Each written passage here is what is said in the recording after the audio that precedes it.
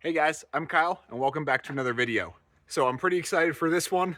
Today's project, we are going to be making this Jeep Wrangler steel bumper fit on the front of the Chevy Trailblazer. So let's get started.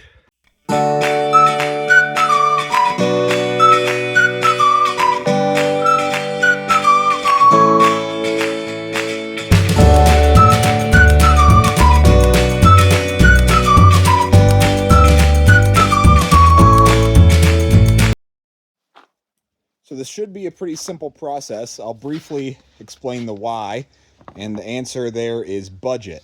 So here in Utah, these Jeep Wrangler bumpers used are everywhere.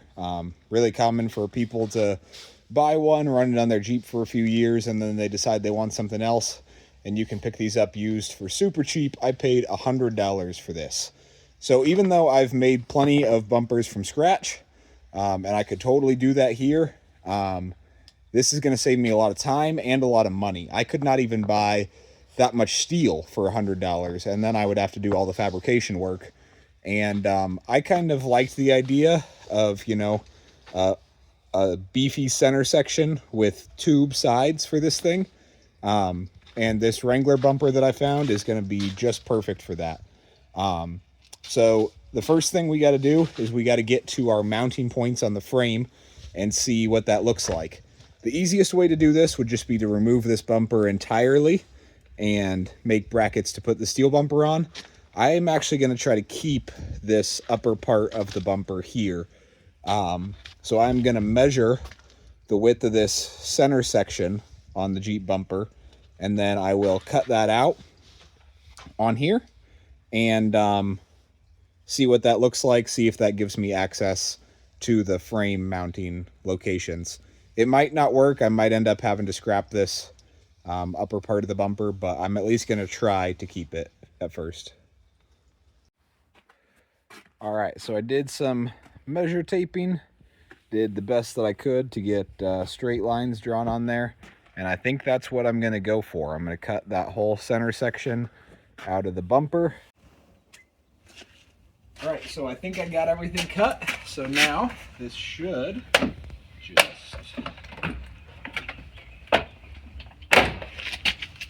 come off. So it looks like I got another layer of plastic to cut through here. And then I'll have to figure out if I remove this whole piece or leave part of it. All right, so I got all that off. And the way that this stock bumper mounted with the tow hook, so the all the strength with the tow hook on this thing was this huge bolt top to bottom through the frame, and I don't really see, other than I could make a plate on the end of this with bolt holes, and that seems like a bunch of work. So I think I'm going to try to reuse this same concept, but just put 1/4-inch mounting plates top and bottom, and I think that'll be plenty strong. So I'm going to try to get the bumper set up here and see how it fits and see how much space I have between the mounting plate on the bumper and the end of the frame, so I know my distance for my brackets that I'm going to have to make. All right, so the first test fit is in some ways better and in some ways worse than I had hoped. On the plus side, this top plate of the bumper looks really close to where that through bolt needs to go, so I think I can just weld a 1/4-inch tab extending off that top plate, and that'll be a really strong top mount for this bumper. The bottom side is, the downside is where this Jeep bumper was designed to mount is way in here, and to tie that into the lower mount is going to be really tough. So I think it's going to be a matter of like bending something down to the bumper and then probably a gusset. That'll be a much more complicated mount down there. So I think I'm going to start with cutting these top plates, and I just don't see pushing it any farther in being an option, because this is where I would like to keep the bumper, if I can keep that, and I'm going to have a winch on it, so that winch will obviously be right there. so that's just not going to get any closer to the truck. This is actually pretty close to where it's going to live, and I am not too upset about that. I think that's going to be great protection.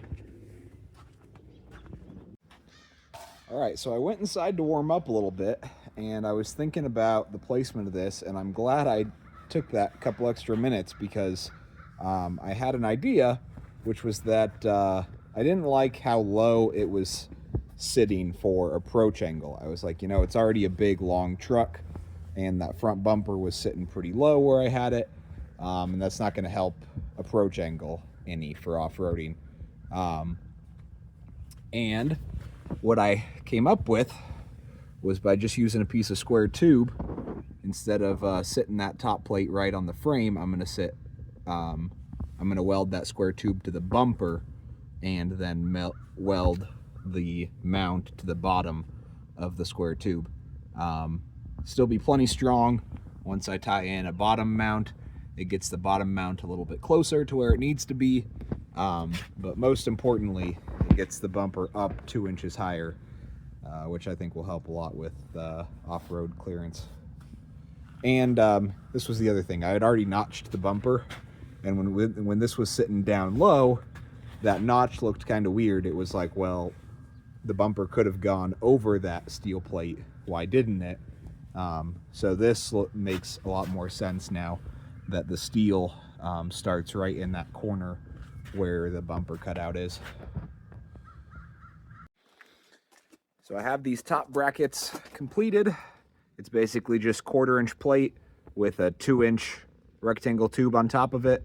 And now I'm going to set the bumper on here and tack those onto the bumper. Okay, so the top mounts have a couple strong welds on them. So this bumper is attached to the frame well. And that bottom is actually going to be really easy. I just need to come off 5.5 inches from the bolt hole, and that will land on that angled bottom plate. And then I'm going to make it the right width so it also welds to the side of the bumper. All right, and there it is, guys. So it is fully welded now. There's that plate that the bottom mount ended up being, just a flat plate from the bottom of the frame to where it meets the bumper on the side and the front. Top mount, rectangle tube as a spacer, fully welded. Same thing on the other side. So I'm gonna get it painted up and put on. All right, guys, it is done, and I am super happy with how it turned out. So one of the things that I didn't mention in the last video was I knew when I bought it that there were some suspension components in the front end and the steering that were probably going to have to be replaced. For the most part, it drove straight down the road, but when I went over bumps, the steering would wiggle back and forth. So I figured, you know, tie rod end or a ball joint or something that needed to be replaced. And when I looked at the tools needed for pressing ball joints out of the knuckle, and the tie rod, I don't have a lot of tools with me here where I'm at. So I decided to take it to a shop and let them go ahead and install the spacer lift while they were in there replacing other parts. Ended up being a bigger bill than I was expecting. There was basically a lot, all the bushings and ball joints in the front suspension that had to be replaced. But now I'm confident that I got all new bushings and joints in there, and the front suspension should be dialed for a long time to come. So let me show you what it looks like. So we'll start with the bumper, because if you're a Trailblazer fan, that's probably the thing that you're most interested in here. You probably already know about doing a spacer lift. So this turned out super well. I'm glad I decided to keep part of this stock bumper, because I've seen a lot of guys that just throw that bumper away completely, and I think it looks really empty over in this corner. Whereas when you keep it like I did, you get all that ground clearance still, but I think it looks more well tied together. So this is just an Amazon door trim product that I got to cover that bottom seam where I cut it, and I think it makes the bumper look really nice around the winch, around the bumper. And then I'll show you the brackets.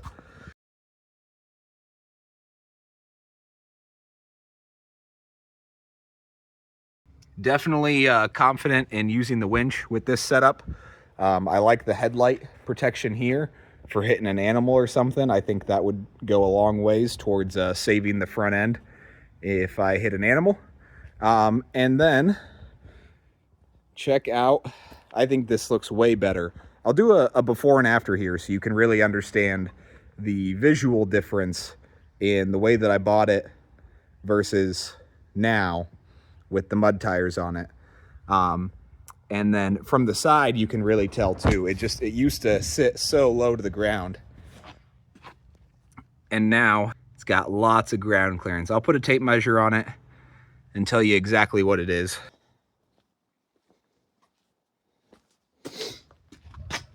And then in the rear as well, just lots better ground clearance. Still got to drop the tire out of there and get a different muffler figured out.